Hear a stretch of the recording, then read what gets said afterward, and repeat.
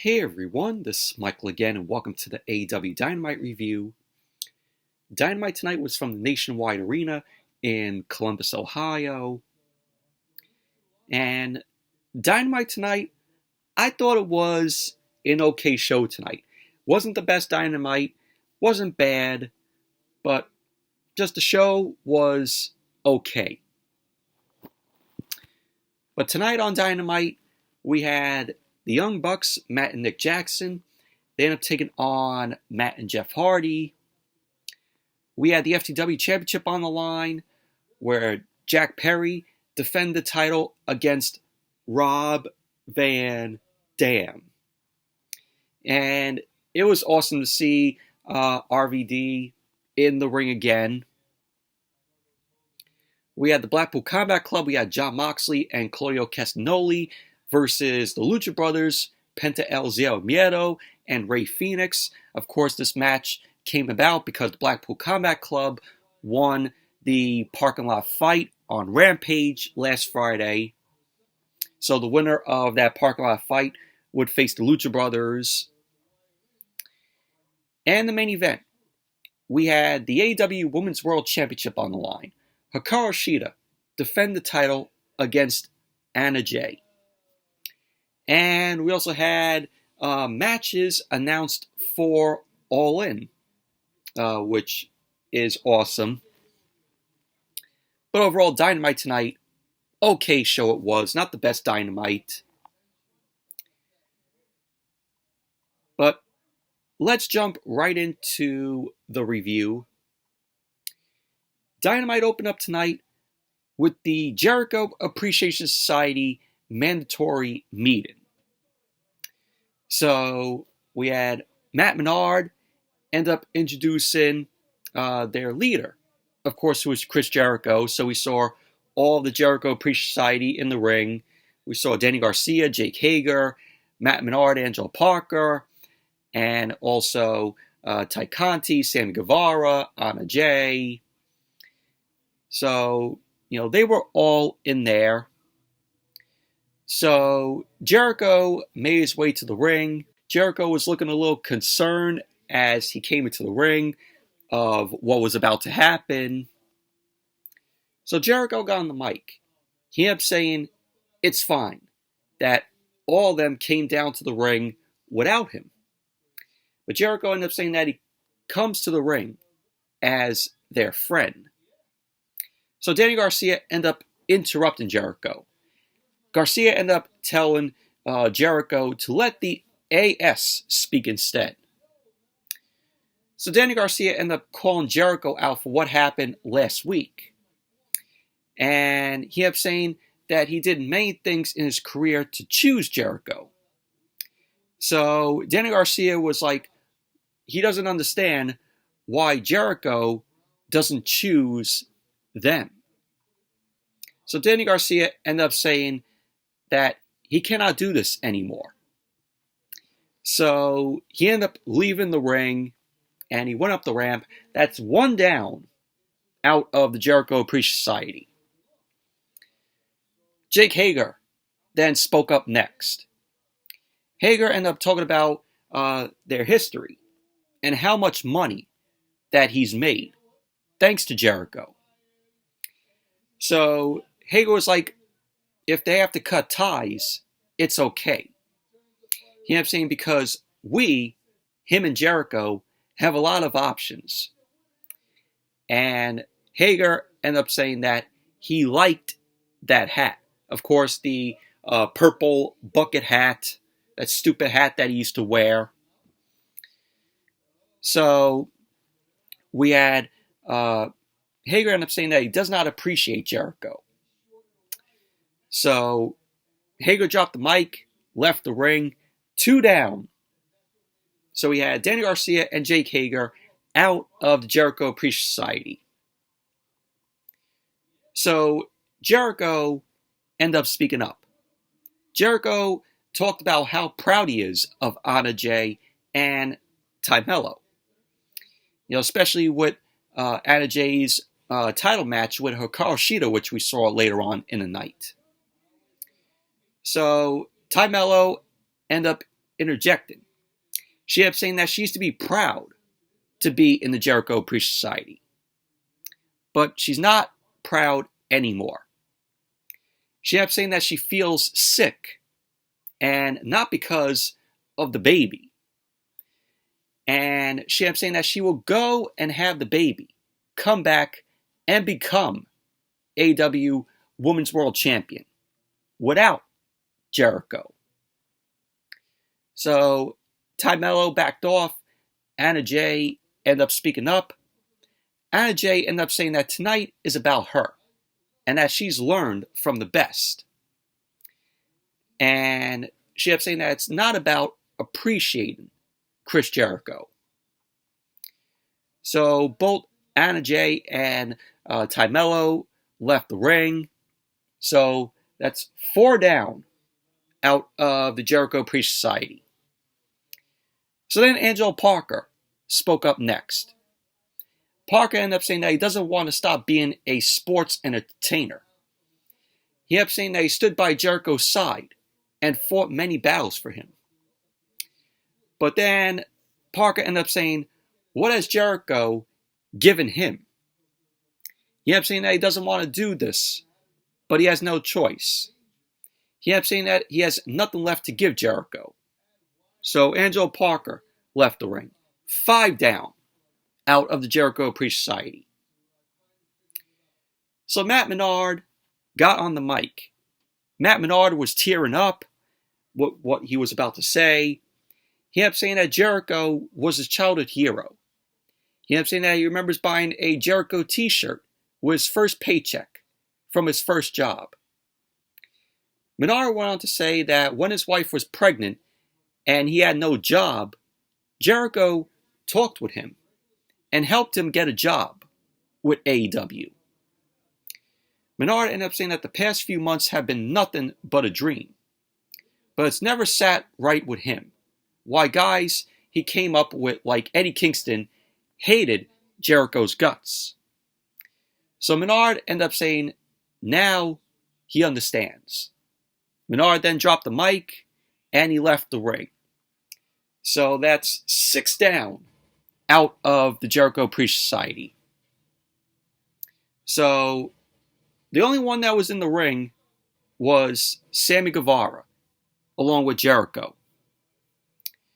Sammy Guevara ended up slapping the mic out of Jericho's hand. He ended up running down how long he's been by Jericho's side. Sammy ended up saying that Jericho has stuff to sort out. And if Jericho changes his mind, maybe he will be there for him. So Sammy then dropped the mic, he left the ring, and he went through the crowd, and all we saw was just Jericho in the ring by himself. So Sammy Guevara has not totally left Jericho's side. But this was how the segment ended. So Jericho Appreciation Society is no more. It has broken up. So this is a sense that Jericho is going to be joining the Don Callis family. He has nobody left that he brought together. Sammy Guevara was like, okay, if you don't join the Don Callis family, maybe I will be there for you. So that was that. But overall, this was a good opening to Dynamite tonight. You know, seeing the Jericho Appreciation Society, break up.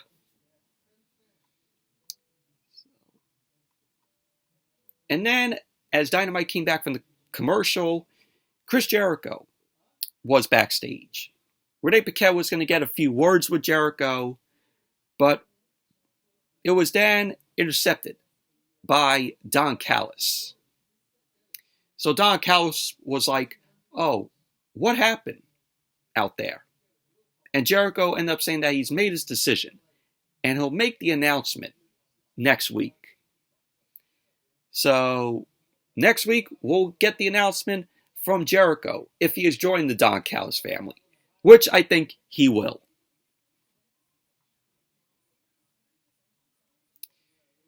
So then we had the first match of the night. We had the Young Bucks, Matt and Nick Jackson, versus the Hardys, Matt and Jeff Hardy. Of course, the Hardys were accompanied by Brother Zay, Brother Zay, Isaiah Cassidy, and Ethan Page. And this was a pretty good match here. Match started off with Matt Jackson and Jeff Hardy. Jeff Hardy ended up taking Matt Jackson down with some offense. Jeff Hardy then tagged in Matt Hardy. The Hardys ended up double teaming up on Matt Jackson. So Nick Jackson ended up coming in, and the Hardys ended up sending Nick Jackson out of the ring. The Hardys ended up coming back to working on Matt Jackson. Matt Hardy ended up going for the cover, and we had Matt Jackson ended up kicking out at 2. So Matt Hardy ended up taking Matt Jackson into the corner. He ended up slamming Matt Jackson's face into the turnbuckle with a delete chant. So we got delete, delete, delete. So Matt Hardy ended up picking Matt Jackson up for a powerbomb, and he ended up going for the cover, and Matt Jackson ended up kicking out. Matt ended up tagging in Jeff Hardy. So we had Nick Jackson end up coming in to break up the pin because Jeff Hardy was going for the pin on Matt Jackson. So Jeff Hardy ended up making the tag to Matt Hardy. So the Hardys ended up continuing to beat down on Matt Jackson. They ended up sending Matt Jackson into the corner, and they were looking to go for Poetry in Motion, but Nick Jackson ended up intercepting, ended up hitting Matt Hardy with an enziguri. Nick Jackson then ended up going after both the Hardys.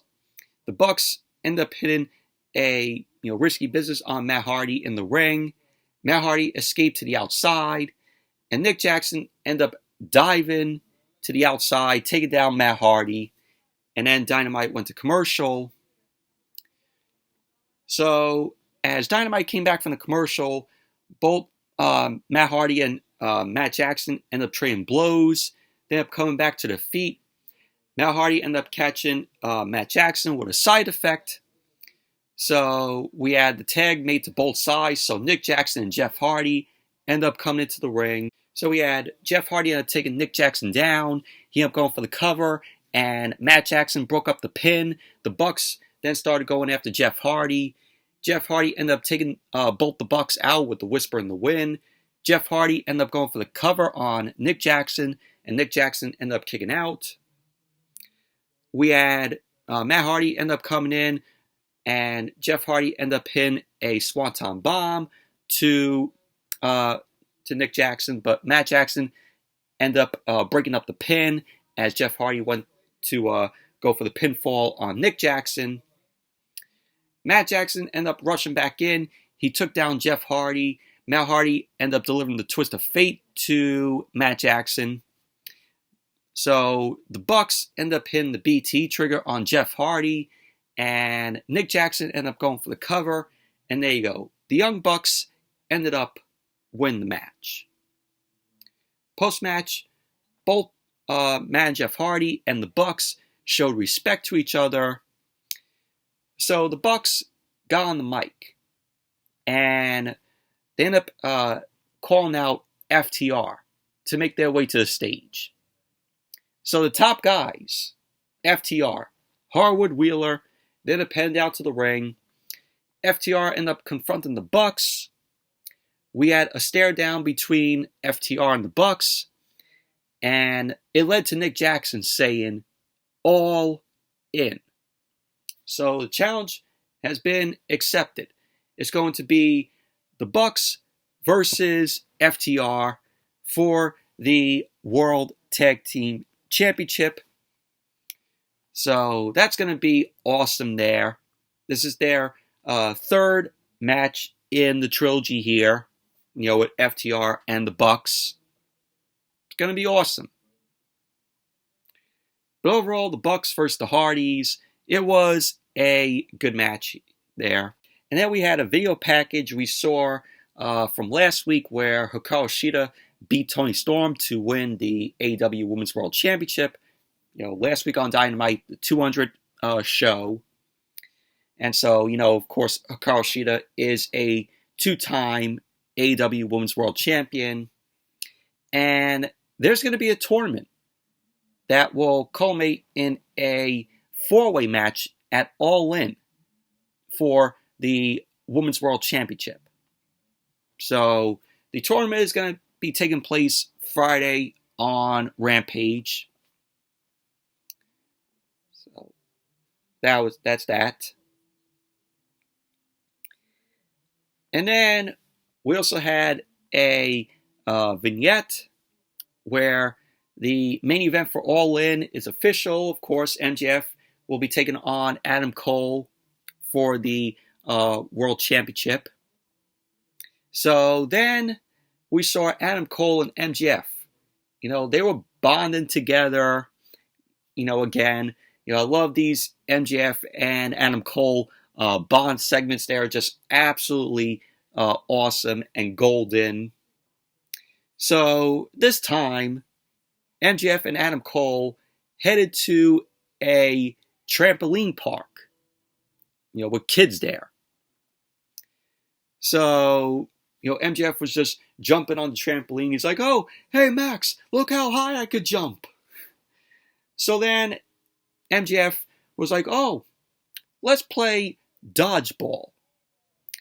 So we had MJF just throwing a ball at these kids. He was playing dodgeball. So Adam Cole was like to MJF, "Oh, are you crazy? What are you doing?" So then there's this girl that calls both MJF and Adam Cole out. And she was like, "Oh, what are you guys doing at a trampoline park?" And she ended up calling MJF and Adam Cole nerds. So MJF looked like he was ready to, attack the girl. And then Adam Cole was like, "Hold up." So Adam Cole was like, "Oh, little girl, that's not nice to say." And then the little girl flips the both of them off. So Adam Cole was like to MJF, "All right, one more." And so MJF ended up taking the ball and he just goes like, and then it cut to black and the Dynamite went to commercial and pretty much that was that. But this was funny, MJF just playing dodgeball, knocking out the kids with the ball. Just more of these Adam Cole and MJF Bond segments. They are just absolutely golden. All of them have been enjoyable. So then, as Dynamite came back from the commercial, we had the Blackpool Combat Club. We saw Moxley, Claudio Castagnoli, and Wheeler Yuta backstage. Moxley started talking down on the Best Friends, and they're focusing on the Lucha Brothers, challenging them to a tag team match later on in the night. To which this all came about because the Blackpool Combat Club won a parking lot fight on Rampage last Friday. So they ended up defeating the Best Friends, and the winner of that parking lot fight would take on the Lucha Brothers, tonight on Dynamite. So Claudio then called Pac out for turning his back on the Blackpool Combat Club at Blood and Guts. To which Pac is back out with an injury. So he came back and now already out again with an injury. So Yuta ended up bringing up Pax Injury and how Pac might miss All In as a result of that injury. So pretty much that was basically that. And then we had the FTW Championship on the line. Jack Perry defended the title against Rob Van Dam. So Jack Perry ended up coming out first, and Jack Perry ended up mocking Taz, who was on commentary on his way down to the ring. So then out came Rob Van Dam, got a big pop from the crowd. Rob Van Dam looked pretty good in the match here. So we had Jack Perry end up attacking RVD from behind before the match got underway. So Jack Perry tried to take advantage of that cheap shot that he did on RVD. But Rob Van Dam turned things around. He started unloading on Jack Perry. And Rob Van Dam here, he still got it. There was no ring rust on RVD here. Rob Van Dam was looking to go for a Rolling Thunder, but Jack Perry rolled out of the ring to take a breather. So RVD looked the other way. Jack Perry ended up coming back in, and he ended up escaping out of the ring as Rob Van Dam was watching him again. So Perry ended up finally catching RVD, started beating him up at ringside. RVD ended up catching Perry on the barricade. And of course, RVD was on the ring apron, and he was going for the leg drop. He did his, of course, signature Rob Van Dam. And then he hit the leg drop, and that crumpled Jack Perry down to the floor. Vintage Rob Van Dam there. So then Dynamite went to commercial. So then as Dynamite came back from the commercial, we had Jack Perry end up setting up for a Rolling Thunder of his own, but Rob Van Dam got out of the way. And there was a point where in the picture-in-picture, when it was at commercial, Jack Perry ended up catching Rob Van Dam with a chair shot. Perry ended up setting up the chair in the corner, and he started attacking RVD, started taunting him. So Rob Van Dam fired off Jack Perry, ended up hitting a monkey flip on Perry. RVD had the chair now in hand, and RVD ended up hitting a chair-aided drop kick to Perry's face, which RVD followed up with a Rolling Thunder to sandwich a chair onto Perry. So RVD ended up going for the cover, and Perry ended up kicking out. RVD set Perry up near the corner with the chair on top, but Perry ended up avoiding a split-legged moonsault from RVD. And we had the ref being taken out because Perry ended up throwing a chair to RVD's face, which led to the ref getting taken out. And so the chair was hanging out on the top rope. So RVD and Perry were fighting on the top turnbuckle. It led to Jack Perry ended up getting sent through the table on the outside. RVD sent Perry back into the ring, and he got up on the turnbuckle and hit the 5-star frog splash on Perry. So Rob Van Dam ended up going for the cover, but the ref was still knocked out. So Aubrey Edwards ended up coming out. She ended up making the count, and Perry ended up kicking out. So Jack Perry ended up low blowing RVD. And he ended up sending RVD into the chair in the corner. Perry ended up rolling up RVD. So there you go. Jack Perry ended up winning the match, retaining the FTW Championship. So pretty much that was that. But overall, this was a pretty decent match here with Jack Perry and Rob Van Dam. Rob Van Dam, like I said, he still got it. He did good here against Jack Perry. No sign of ring rust on him here. But he moved well. Rob Van Dam moved well.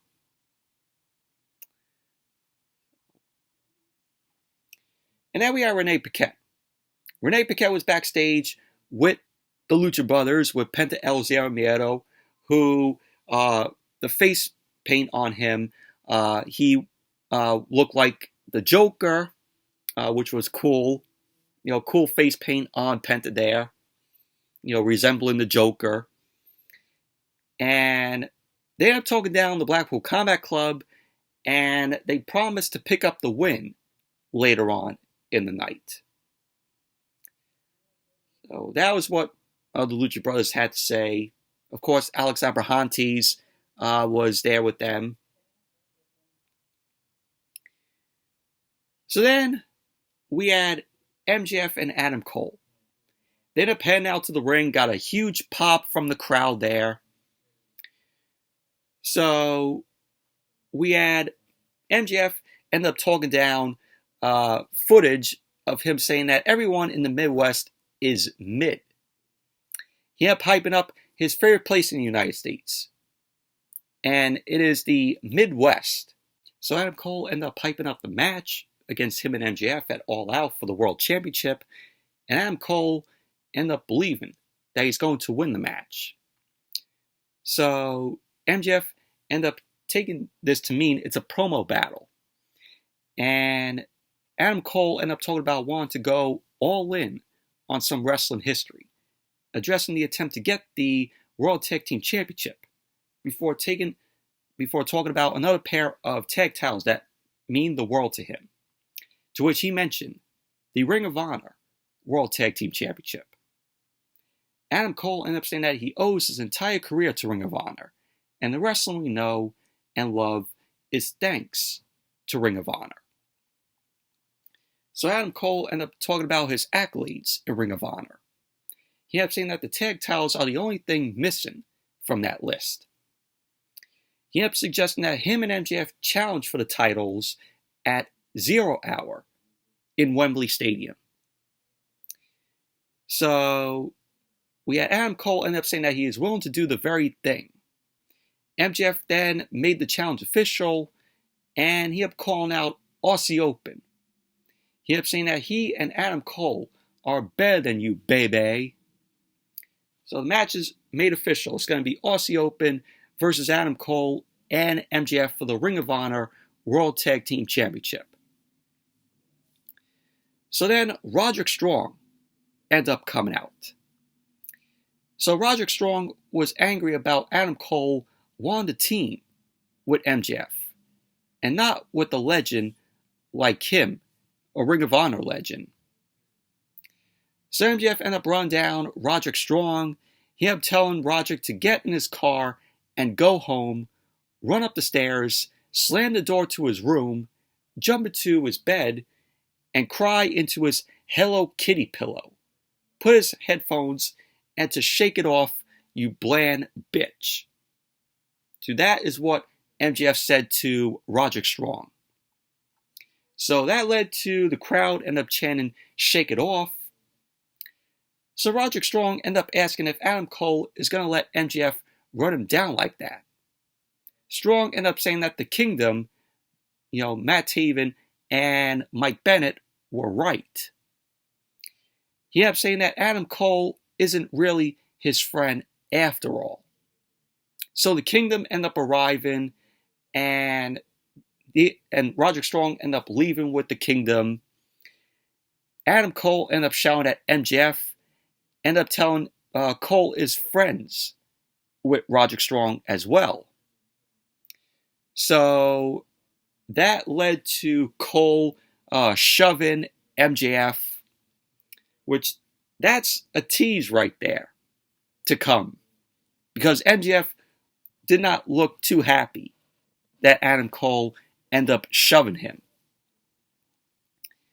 So Adam Cole ended up apologizing to MJF, and the two of them ended up hugging it out. Adam Cole ended up heading to the back to check on Roderick Strong. MJF ended up posing in the ring with his World Championship, and we saw what MJF did with his Dynamite Diamond ring. So that's another tease right there that MJF might be turning on Adam Cole. So whenever that happens. So overall, this was a pretty good segment here, with Adam Cole and MJF. Like I said, we're getting Aussie Open versus MJF and Adam Cole on 0 Hour at Wembley Stadium before All In for the Ring of Honor World Tag Team Championship. So that should be a good match there.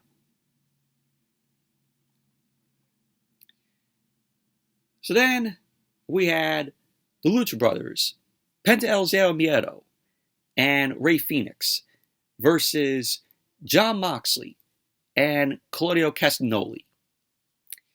And this was a decent match here. The Blackpool Combat Club made their way down to the ring. The Lucha Brothers ended up coming out, and Penta and Fenix ended up blindsiding the Blackpool Combat Club before the match got underway. So the match started off with Penta and Claudio in the ring. Fenix ended up leaping out of the ring for a dive onto Moxley on the outside. Penta ended up going for the cover, and Claudio ended up kicking out. Penta ended up pinning a chop to Claudio. Claudio ended up fighting out, and Claudio got double teamed by the Lucha Brothers. So we had the Lucha Brothers end up delivering a double super kick to the Blackpool Combat Club, but the Blackpool Combat Club got back in control, and Moxley ended up tagging in. Moxley ended up pinning a double DDT to the Lucha Brothers. Claudio then got involved, which led to Yuta delivering a shot to Fenix's head with the Ring of Honor World Championship. So Moxley ended up getting a near fall after Claudio delivered a press slam. So Moxley ended up tagging in Claudio. Claudio ended up going to work on Fenix with a stolen elbow drop, and Claudio ended up going for the cover. Fenix ended up kicking out. So then Dynamite went to commercial. Then when Dynamite came back from the commercial, Claudio continued his attack on Fenix. So we had Moxley ended up tagging in, spike pile driver to Fenix. So Moxley ended up going for the cover. Fenix ended up kicking out. So Moxley ended up tagging Claudio. So Claudio ended up sending Fenix on his shoulders. Fenix dodged a Doomsday Device attempt, and he tagged in Penta. Penta came in, he started unloading on Moxley. He ended up driving his knees into the back of Claudio. Penta ended up going for the cover, and Claudio ended up kicking out. Penta then tagged in Fenix. Fenix was looking to go for a frog splash, but he ended up getting nothing. So we had all four men in the ring. Fenix ended up getting a cover, and Claudio ended up reversing that for a near fall of his own, and Fenix ended up kicking out. At the end of the match, Penta was looking to go for the Fear Factor, but Yuta ended up intervening, and Fenix ended up diving out on Yuta. So Moxley ended up pulling off Penta's mask, and Moxley ended up getting a roll-up on Penta. So there you go. Moxley and Claudio Castagnoli ended up winning the match. Post-match, the Blackpool Combat Club ended up attacking the Lucha Brothers after the match. Claudio put on Penta's mask, and he ended up flipping off the crowd. So the Blackpool Combat Club ended up stopping, attacking the Lucha Brothers after officials ended up coming out.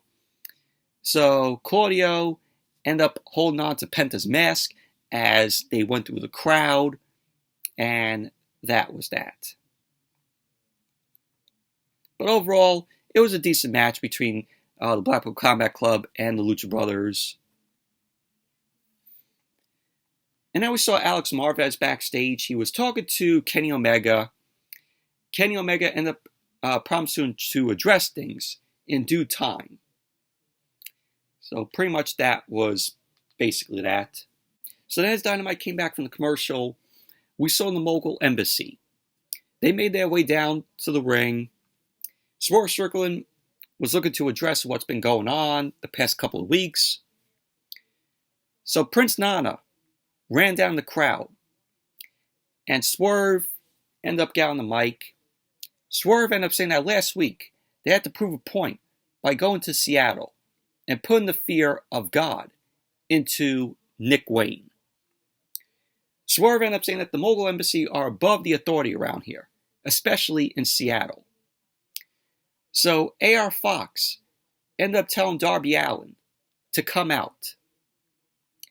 So out came Darby Allin, and Darby Allin was telling AR Fox to tell these people the whole story. Darby ended up saying that he tried to help him, tried harder than anybody, but then he had to leave.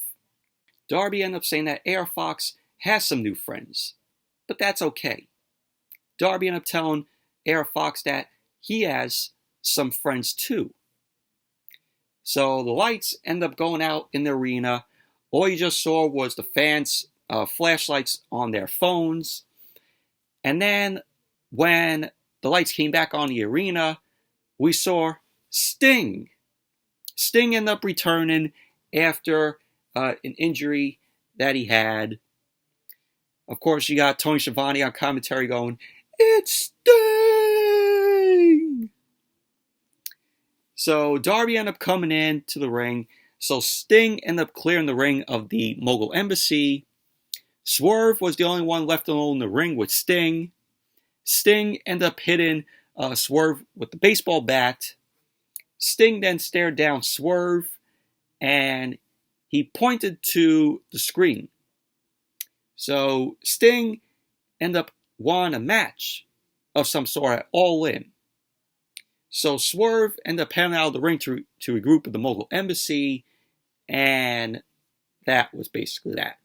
But it was confirmed, later on that it's going to be Darby Allin and Sting versus Swerve Strickland and AR Fox at All In a tag team coffin match. So that's going to be awesome. Tag team coffin match. Looking forward to it. Overall, I thought it was a okay segment, with the Mogul Embassy, and then when Darby Allin and Sting, the return of Sting, showed up, it was pretty cool. Main event: the AEW Women's World Championship on the line. Hikaru Shida defended the title against Anna Jay. Anna Jay was accompanied by Matt Menard and Angelo Parker. And this was a decent match here.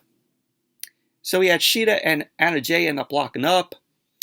So we had Anna Jay having the advantage on Hikaru Shida. Shida ended up catching Anna Jay with a kick.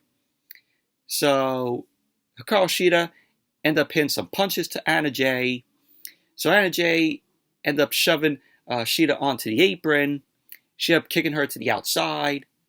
Anna Jay ended up bringing Shida back into the ring. Anna Jay was unloading on Shida as Dynamite went to commercial. So then, as Dynamite came back from the commercial, Hikaru Shida was in control of the match. She ended up attacking Anna Jay with a running elbow strike. So Shida ended up going for the cover. Jay ended up kicking out. Shida ended up sending Jay face first to the turnbuckle. Jay then fired off a suplex attempt from Shida. So Jay ended up hitting a back heel kick to Shida. So Shida ended up coming back. She ended up dropping Anna Jay off the apron with a kick of her own. So Shida ended up grabbing a steel chair from under the ring.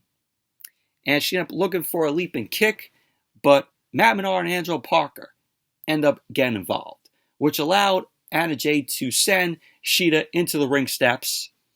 So Anna Jay ended up bringing Shida into the ring. She ended up going for the cover. Shida kicked out. So Anna Jay ended up locking in the Queen Slayer to Shida, which brought her to the canvas for a body scissors to lock in the hold, to lock in the Queen Slayer. But Shida was able to fight out of the Queen Slayer, and she ended up getting to the ropes. So Anna Jay was looking to go for another Queen Slayer, but Hikaru Shida ended up using the corner to drop Anna Jay down to the canvas. Shida ended up hitting a Falcon Arrow on the canvas to Anna Jay, which Anna Jay ended up kicking out. So Shida ended up hitting the Katana kick to Anna Jay. She ended up going for the cover, and Angelo Parker was trying to save Anna Jay, but it was too late. Hikaru Shida ended up winning the match, retaining the AEW Women's World Championship. And that was how Dynamite went off the air. Overall, decent match, between Hikaru Shida and Anna Jay here. But at least we got more matches announced for All In. But overall, Dynamite tonight, okay show, but not the best Dynamite, in my opinion. But anyways, that's it for my review of tonight's Dynamite. Thank you all for watching. Hope you all enjoyed this review. Definitely give the video a thumbs up, comment, subscribe, and I'll see you all on Friday for SmackDown and AEW Rampage. So see you then.